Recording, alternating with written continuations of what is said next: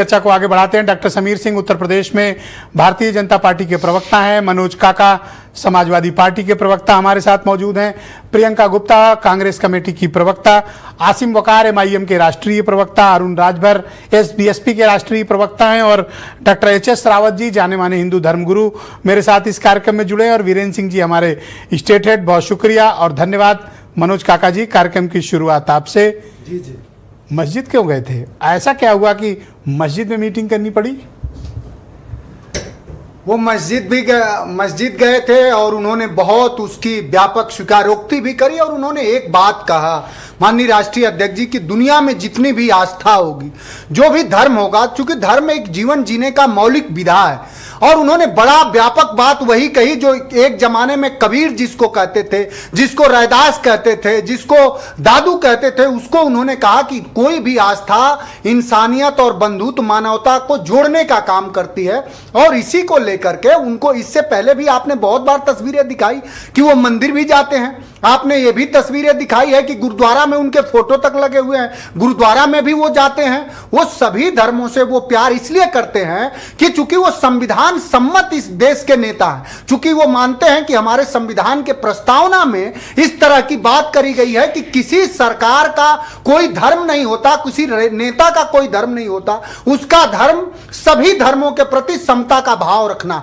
यही हमारे संविधान के प्रस्तावना में कहा गया है कि हम भारत के लोग भारत को एक प्रभुत्व संपन्न समाजवादी पंथ निरपेक्ष लोकतंत्रात्मक गणराज्य बनाने के लिए तथा उसके अगर नेता मंदिर मस्जिद जाने लगे, काका जी, अगर नेता मंदिर और मस्जिद की चौखटों पर जाने लगे, वहां मिलने लगे, उसकी तस्वीरें सार्वजनिक करने लगे, तो मीडिया तो ये सवाल पूछेगी ना कि आप वोट की सियासत के लिए गए थे। ये आपको सवाल पूछने का पूरा हक है। हम समाजवादी लोग तो सवाल आमंत्रित करते हैं। हम जानते हैं कि तो जवाब दो ना इसका।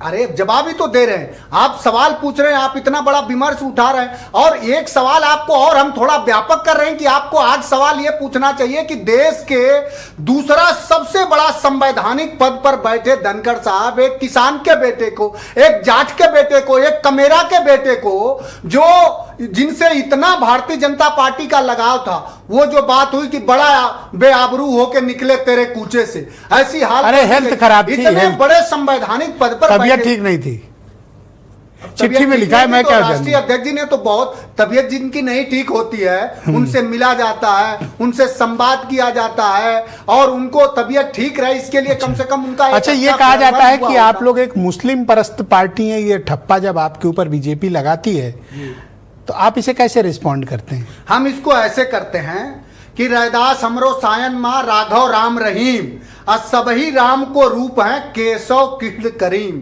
और ऐसे करते हैं करीम भी सुनिए, नहीं क्लैरिटी देते चलिए, करीम भी बिल्कुल, कृष्ण और करीम दोनों। और ऐसे करते हैं कि मुसलमान सो दोस्ती, हिंदुअन सो करो प्रीत, और रैदास ज्योति सब राम के सब हैं अपने मित। तो हमारे में हम कम से कम देखिए, मुसलमान हिंदू है को सीखना। वही राष्ट्रीय अध्यक्ष जी एक मंदिर में गए तो कुछ लोगों ने, जो सामंती प्रवृत्ति के लोग हैं, जो धर्म का धंधा करते हैं, जो धर्म को भी अपना बना लेना चाहते हैं, वो लोग मंदिर धुलवा दिए, उनका घर तक धुलवा दिया गया। Thank you. समझिए, इस देश का पूरा पिछड़ा तबका और बहुजन ये सोच रहा होगा कि जब उसके इतने बड़े नायक का सम्मान जो लोग नहीं कर सकते हैं, उसका क्या सम्मान होगा? पर आपकी मुसलमानों से मोहब्बत एक अलग लेवल पे ही है। Thank you sir. दूसरे राउंड में आपको फिर समझ देखने का दृष्टिकोण होगा, आपको पूरी स्वतंत्रता है। Thank you. लेकिन राष्ट्रीय अध्यक्ष जी का सबसे ज्यादा उनका अगर किसी से मोह है तो उस संविधान के सेक्युलर और पंथ निरपेक्ष भाव से है। बहुत शुक्रिया।